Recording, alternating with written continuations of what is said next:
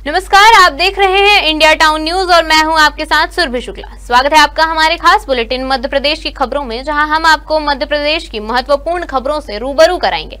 तो चलिए बुलेटिन की शुरुआत करते हैं रीवा जिले से। रीवा शहर में मरीज के स्ट्रेचर पर घूमने का एक वीडियो सोशल मीडिया पर वायरल हो रहा है। मरीज स्ट्रेचर पर लेटा हुआ है और उसके परिजन स्ट्रेचर धकेल कर ले जा रहे हैं। हालांकि सुरक्षा व्यवस्था के बाद भी एक मरीज स्ट्रेचर सहित बाहर कैसे पहुंच गया, यह एक बड़ा सवाल है।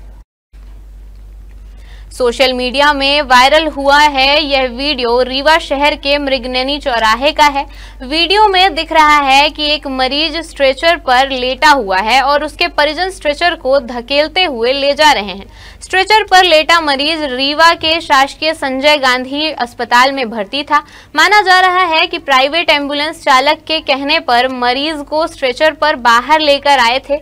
यह वीडियो सोशल मीडिया में वायरल होने के बाद अब अस्पताल प्रबंधन का कहना है कि हम मामले की जांच करा रहे हैं। मामला अति संवेदनशील है। जांच के बाद जो भी दोषी होगा उस पर सख्त कार्रवाई की जाएगी। कल हमारे मामला ये संज्ञान में आया है अपराह्न के पश्चात और हम उसकी सघन जांच करा रहे हैं। क्योंकि इस समय दो माननीय जो जेड+ श्रेणी सुरक्षा प्राप्त है, उस हम लोग का फोकस अभी उनके आयोजन में और उनकी सुरक्षा और उनके चिकित्सा उसमें लगा हुआ है। तो हम इसको बिल्कुल संज्ञान में लिए हैं। अति संवेदनशील मामला है ये, जैसा कि आपने बोला है। हम इसकी सघन जांच अच्छे से कराएंगे और निश्चित रूप से जो भी दोषी होगा वो कड़ी से कड़ी कार्रवाई करेंगे और बहुत जल्दी करेंगे। बाजार में घूमता है तो कैसे निकल गए? नहीं, ये पहले से भी शिकायतें आ रही थी, लेकिन कल एक विजुअल आया है आप लोग के माध्यम से, मीडिया के माध्यम से। हमने जैसा बोला आपको कि हम कड़ी कार्रवाई करेंगे और ऑलरेडी हमने जांच चालू कर दी है और हम उसमें बिल्कुल कड़ी कार्रवाई करने जा रहे हैं। इंदौर के फोनिक्स मॉल बाईपास पर एक बड़ा हादसा होते होते टल गया। रेलवे एसपी पद्म विमोचन शुक्ल की सरकारी कार को एक अनियंत्रित ट्रक ने जोरदार टक्कर मार दी। गनीमत रही कि इस हादसे में कोई घायल नहीं हुआ। दरअसल एसपी पद्म विमोचन शुक्ल रेलवे द्वारा आयोजित रन फॉर यूनिटी कार्यक्रम में भाग लेने जा रहे थे। तभी अचानक एक तेज रफ्तार ट्रक ने उनकी कार को पीछे से टक्कर मार दी। टक्कर से कार को तो नुकसान पहुंचा है, लेकिन कार सवार सभी लोग सुरक्षित रहे। घटना की सूचना मिलते ही लसूड़िया थाना पुलिस मौके पर पहुंची और ट्रक चालक को हिरासत में लेकर वाहन को जब्त कर लिया गया। वहीं पुलिस अब यह पता लगाने की कोशिश में है कि ट्रक चालक लापरवाही से वाहन चला रहा था या फिर वाहन में कोई तकनीकी खराबी थी। ये बाईपास के पास से सर्विस रोड पे जो एसपी रेलवे पद्म शुक्ला सर यहाँ से जा रहे थे, तभी अचानक पीछे से ट्रक ने टक्कर मार दी। हालांकि किसी को कोई इंजरी नहीं हुई है, थोड़ा गाड़ी को थोड़ा सा वो हुआ है, डेंट हुआ है, लेकिन इंजरी किसी को किसी प्रकार की नहीं आई है। इसमें थाना लसूड़िया में FIR रजिस्टर्ड की गई है। इसमें आरोपी को हिरासत में ले लिया गया, ट्रक को जब्त कर लिया गया है। सरदार वल्लभ भाई पटेल का 150वां जन्मोत्सव शुक्रवार को राष्ट्रीय एकता दिवस के रूप में मनाया गया। इस अवसर पर रन फॉर यूनिटी का आयोजन किया गया। रन फॉर यूनिटी को प्रदेश के जनजातीय कार्य विभाग के मंत्री डॉक्टर कुंवर विजय शाह ने नगर निगम चौराहे से हरी झंडी दिखाकर रवाना किया। दौड़ नगर निगम चौराहे से प्रारंभ होकर घंटाघर, बॉम्बे बाजार, केवल राम चौराहा, बस स्टैंड, कहारवाड़ी, जलेबी चौक होती हुई नगर निगम चौराहे पर संपन्न हुई। इसमें स्कूल और कॉलेज के छात्र छात्राओं, खिलाड़ियों, अधिकारी कर्मचारियों सहित लगभग 2000 लोग शामिल हुए। मंत्री डॉक्टर विजय शाह ने उपस्थित नागरिकों को राष्ट्रीय एकता और अखंडता संबंधी शपथ दिलाई। झांसी के टोडी फतेहपुर थाना क्षेत्र के ग्राम बचेरा में एक युवक ने दबंगई और धौंस दिखाने के इरादे से लाइसेंसी बंदूक से खुलेआम हवाई फायरिंग कर दी। युवक ने अपनी इस हरकत का वीडियो भी बनवाया और उसे सोशल मीडिया पर वायरल कर दिया। बताया जा रहा है कि युवक ने इस वीडियो गांव में दबंगई और धाक जमाने के उद्देश्य से बनाकर सोशल मीडिया पर वायरल किया है। वीडियो में युवक खुलेआम फायरिंग करता नजर आ रहा है, जबकि आसपास लोग मौजूद हैं। वीडियो वायरल होने के बाद पुलिस हरकत में आई। टोडी फतेहपुर पुलिस ने वीडियो की जांच शुरू कर दी है और फायरिंग करने वाले युवक की पहचान कर कार्रवाई की जा रही है। बुरहानपुर जिले के खकनार तहसील कार्यालय में अजीबोगरीब कारनामा सामने आया है, जिसने पूरे प्रशासन को हिलाकर रख दिया है। मामले में खकनार थाने में जालसाजी का केस दर्ज किया गया है। दरअसल ग्राम पंचायत बिजौरी के सचिव दीपक अंबेकर को ग्राम निवासी गोवर्धन ने एक मृत्यु प्रमाण पत्र सौंपा। जांच के लिए जब उस प्रमाण पत्र का RS नंबर ऑनलाइन पोर्टल पर डाला गया तो पता चला कि उसी नंबर का दूसरा आदेश पहले ही 1 अक्टूबर को तहसीलदार जितेंद्र अलावा के डिजिटल हस्ताक्षर से जारी हो चुका था। प्रमाण पत्र पुलिस ने आरोपी को गिरफ्तार कर लिया है। उससे रबर सील कंप्यूटर सहित प्रिंटर जब्त किया है।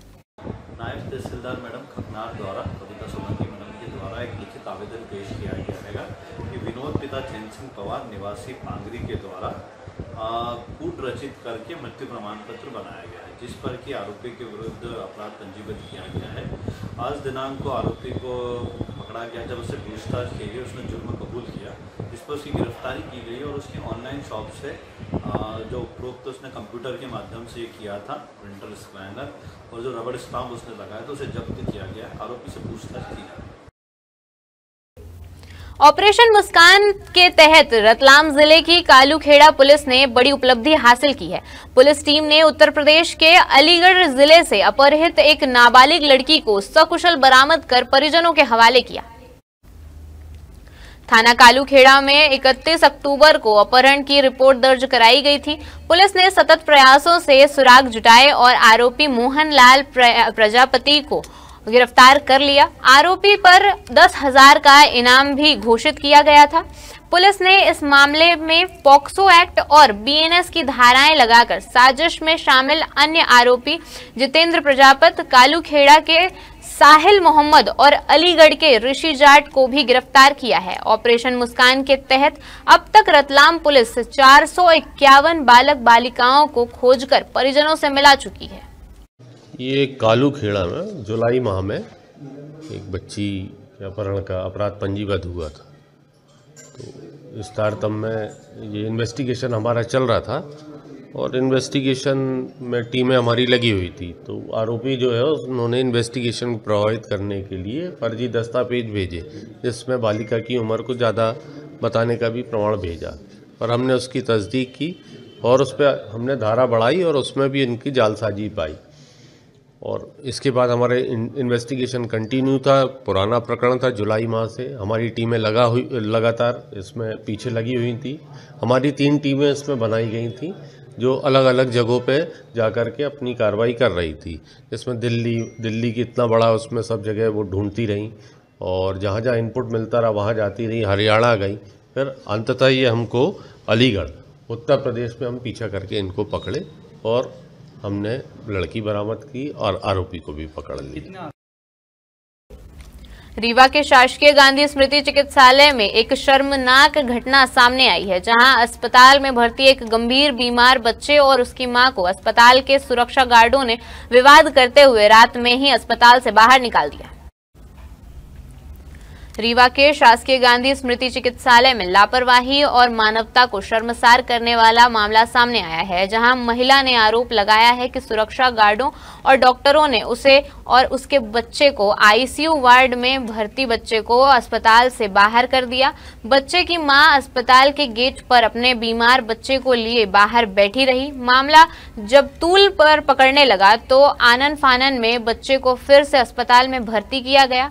बीमार बच्चे की मां का कहना है कि गुरुवार की रात वहां की महिला सुरक्षा गार्डों ने गाली गलौज करते हुए उसे ये कहकर भगा दिया कि वार्ड में तुम्हारे साथ कई लोग हैं, जबकि महिला का कहना है कि वो बच्चे के साथ अकेली थी।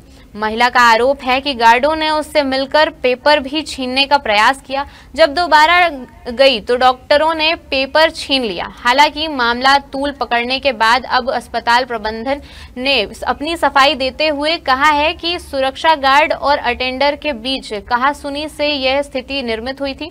मामले की जांच कराई जाएगी और जो भी दोषी होंगे उसके खिलाफ कार्रवाई की जाएगी। कहाँ से आई हैं? अमैया से। क्या मामला है? सर ये बच्चे की तबीयत खराब है, वहाँ एडमिट किए थे। कहाँ एडमिट किए थे? बच्चा वार्ड में, ICU में, PRC में। वहाँ से भगा दिए। ये जो गार्ड दीदी लोग होती है ना, वो गाली गलौज मादा चोर सीधे बोलती हैं। वहाँ मतलब 1 से 2 अगर कोई भाग शौक नहीं लगी किसी को बच्चा में भीड़ लगाए। एक तो मेरे साथ कोई नहीं था, सिर्फ ये है मैं वैसे कोई नहीं था मेरे साथ। मेरे घर में भी आप पता कर सकते, मेरे घर में भी कोई नहीं, सिर्फ हम अकेले हैं। आप बच्चे को एडमिट कराए थे तो आईसीयू वार्ड में जी। तो बच्चे को आईसीयू वार्ड से भगा दिए? भगा दिए। क्या बोले डॉक्टर? मुझे तो बोल अभी तो मतलब गार्ड दीदी की बात हुई, मैं वहाँ से भगा दिए। बोले कि तू भी अगर तू जा रही है, बाहर आ गए। जब बाहर आ गए तो बोलते कि तू भी जा, अपने बच्चे को भी लेके जा। तो हम सामान पैक किए लेके बच्चे को चले आए। जब बाहर आए तो मेरे से छीना झपटी करे, पेपर छीन रहे थे।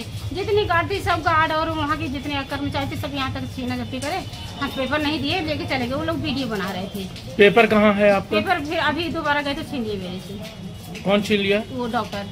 कल ये मामला अपराध पश्चात संज्ञान में आया है। उस समय कैजुअलिटी मेडिकल ऑफिसर डॉक्टर अलग प्रकाश थे और इंचार्ज अपने डॉक्टर उपाधीक्षक डॉक्टर यत्नेश त्रिपाठी भी अपने कार्यालय में थे। जैसे ही मामला संज्ञान में आया, मैंने दोनों को निर्देश दिए और वो तुरंत 5-10 मिनट के अंदर फिर से रीएडमिट हुआ है। और अब उसके साथ क्या मतलब मिसबिहेव हुआ या क्या बातें हुई कि उसको वहां तक जाना पड़ा और इसके बाद फिर रीएडमिशन करना पड़ा हमको, हम इसकी जांच भी कराएंगे और निश्चित रूप से दोषियों को सजा देंगे। प्रथम दृष्टया ये मामला सामने आ रहा है कि कुछ गार्ड और अटेंडेंट्स के बीच कुछ कहासुनी और कुछ कंफ्यूजन हुआ है, जिससे कारण ये स्थिति निर्मित हुई है। तो निश्चित रूप से हम लोग जांच करा के और इसमें जो भी दोषी होगा कड़ी कार्रवाई करेंगे। आस्था और विश्वास के साथ मां नर्मदा की लघु पंचकोशी यात्रा आज देवउठनी एकादशी की सुबह ओंकारेश्वर के ममलेश्वर मंदिर में जल अर्पण और ध्वज पूजन के साथ शुरू हुई। जय अम्बे ग्रुप के लवकुश राठौर ने बताया कि 15 क्विंटल साबूदाना की खिचड़ी बनाई गई है। सुबह 5 बजे से खिचड़ी वितरण का कार्य चल रहा है। लगभग 35,000 लोग खिचड़ी खा चुके हैं। लगभग 80,000 लोगों के लिए और खिचड़ी बनाई जा रही है। प्रेम प्रकाश जिनिंग के सामने चाय का स्टॉल लगाया गया था। नर्मदा लघु पंचकोशी परिक्रमा यात्रा सन 1975 में उज्जैन निवासी आचार्य रविंद्र चौरे भारती ने अकेले ही प्रारंभ की थी। आज 50 साल बाद इस पंचकोशी यात्रा की व्यवस्था में 2 जिलों का प्रशासनिक अमला लगा हुआ है।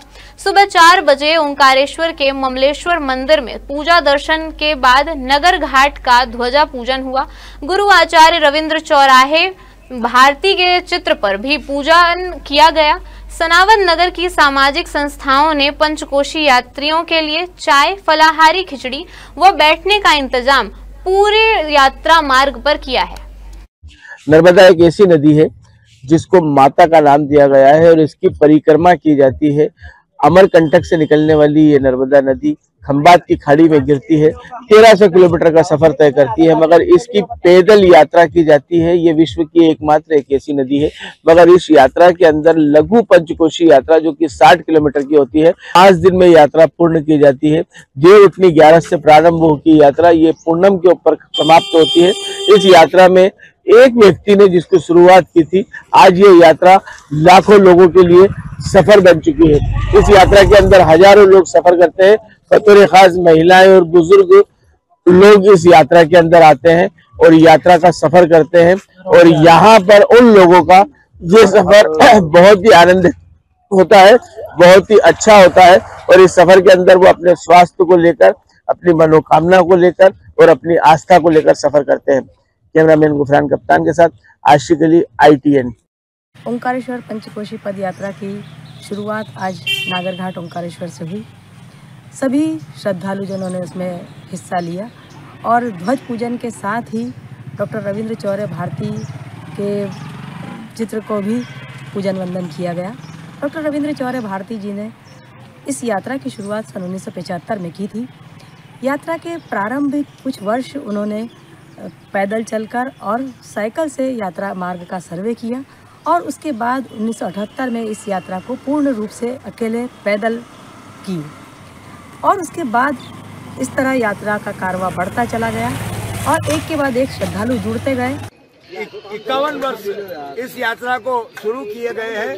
ये यात्रा हमारे गुरुदेव रविंद्र भारती चौरे कृत पंचकोशी यात्रा के नाम से ये यात्राएं जानी जाती है। मां नर्मदा जी के किनार पे गरुड़ेश्वर से लेकर जबलपुर तक 26 यात्राएं चल रही है। ये कितने कुंटल की खिचड़ी हो रही है? ये 12 से 15 कुंटल की खिचड़ी है। कितने लोगों के लिए है ये? 60,000 से 80,000 पब्लिक के लिए है। कब से शुरू किया है इसको बनाने का, निर्माण का? ये शाम से 8 बजे से चालू किया है। शाम के 8 बजे। हाँ, कंटिन्यू बनती जा रही है। कंटिन्यू बनती जा रही है। सवेरे कितने बजे प्रारंभ हुआ ये? 5 बजे प्रारंभ हुआ है। अभी तक कितने अनुमान का पब्लिक आ चुकी हो? अभी कम से कम 30 से 35,000 पब्लिक आ चुकी है। कौन सी संस्था द्वारा ये खिचड़ी परोसी जा रही है? अभी तो हर साल हमारी टीम करती है, जो मां नर्मदा भक्त मंडल है उनके तरफ से होता है। सीहोर वन मंडल अधिकारी सामान्य अर्चना पटेल विवादों में घिर गई हैं। उनका एक बयान सोशल मीडिया पर तेजी से वायरल हो रहा है, जिसमें उन्होंने पत्रकारों को लकड़ी चोरों का सहयोगी बताया है। वन मंडल अधिकारी सामान्य अर्चना पटेल अब एक नए विवाद में घिर गई हैं। वे अपनी नाकामी का ठीकरा अब पत्रकारों पर फोड़ने लगी हैं।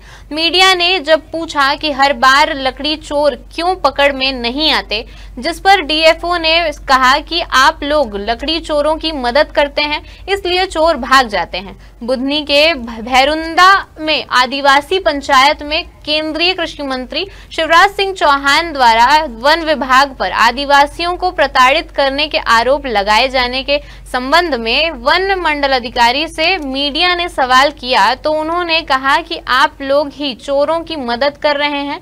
इस पर पत्रकारों ने आपत्ति जताई। हमारे जंगल में सिल्ली नहीं बनती, आप ऐसे क्वेश्चन मत करिए। क्वेश्चन हमेशा सिल्ली ही पकड़ाती है। नहीं, क्वेश्चन बिल्कुल गलत है। नहीं, कभी पेड़ नहीं पकड़ा है मैडम। लकड़ी भी पकड़ाती है। नहीं, हमें तो जब भी मैडम कटे हुए पेड़ की कोई जानकारी नहीं आती ना। लेकिन मैम एक बात आइए, जब्ती होती है, गाड़ियाँ पकड़ाती है, लेकिन गाड़ी मालिक तो नहीं पकड़ाते अभी तक। कितने गाड़ी मालिक कहाँ पकड़ा? आज तक कोई प्रेस कॉन्फ्रेंस नहीं हुई, कितने गाड़ी मालिक हमने पकड़ा? हमेशा हमें को सिल्ली ही मिली है। सिर्फ गाड़ी सिल्ली क्यों हुई है? गाड़ी की सिल्ली कहाँ से आती है? ये गलत न्यूज है। गाड़ी भी पकड़ी गई है, गाड़ी मालिक भी पकड़े गए हैं और कोर्ट चालान भी हुए हैं। और जो आप बता रहे हैं कि सिल्ली पकड़ी जाती है, सिल्ली ही मिलती है। सिल्ली घरों से निकलती है। तो घरों से कहाँ कैसे आती घरों में? अब जो ले काट के ले गए होंगे रात में चोरी करके, आप जैसे लोगों ने सहयोग किया होगा। एसडीएम बीएस श्रीवास्तव ने कराहल ब्लॉक के ग्राम बंधाली, मसानी, बरधा खुर्द, बुखारी समेत कई गांवों में चौपाल लगाकर किसानों से चर्चा की। बेमौसम बरसात में धान की फसल को हुए नुकसान की जानकारी एसडीएम ने ली। दरअसल फसल सर्वे को लेकर कलेक्टर अर्पित वर्मा ने सख्त रुख अपना लिया है। कलेक्टर ने अधिकारियों और मैदानी कर्मचारियों को सर्वे रिपोर्ट समय पर देने के कड़े निर्देश दे रखे हैं। उन्होंने किसानों को समय पर मुआवजा दिलाने के लिए 1 सप्ताह में सर्वे रिपोर्ट देने की हिदायत दे रखी है। यही वजह है कि अब एसडीएम और तहसीलदार गांव-गांव जाकर सर्वे कर रही टीमों की प्रक्रिया का निरीक्षण कर रहे हैं। एसडीएम बीएस श्रीवास्तव ने गांवों में जाकर हालात का जायजा लिया और किसानों को जल्द मुआवजा मिलने का भरोसा दिलाया। किसानों की फसलों को नुकसान पहुंचा है। प्रशासन पूरी संवेदनशीलता के साथ कार्य कर रहा है। हमारी टीम में लगातार गांव-गांव जाकर सर्वे कर रही है। किसानों से निवेदन है कि वे धैर्य बनाए रखें। पूरी प्रक्रिया में 7 से 10 दिन लग सकते हैं। प्रशासन किसानों के साथ है, उनके हितों की पूरी सुरक्षा की जाएगी। विस्तृत सर्वेक्षण के लिए शिविर लगाए जा रहे हैं। सभी किसान भाई बहन यह सुनिश्चित करें कि वे अपना बैंक खाता विवरण और आवश्यक दस्तावेज समय पर उपलब्ध करवाएं ताकि सहायता सीधे उनके खाते में पहुंच सके। रतलाम के माणक चौक थाना अंतर्गत करमदी के कुएं में मिली महिला की लाश की पहेली पुलिस ने सुलझा ली है। महिला की गला दबाकर हत्या की गई थी और फिर पैरों से चांदी के कड़े निकाल लिए गए। पुलिस ने दोनों आरोपियों को गिरफ्तार कर लिया है। एसपी अमित कुमार ने बताया कि 30 अक्टूबर को माणक चौक थाना अंतर्गत ग्राम करमदी मंगरोल रोड के किनारे स्थित कुएं में महिला का शव मिला था। मृतका की पहचान 80 वर्षीय सीताबाई पति नानूराम निवासी सज्जनपाड़ा के रूप में हुई है।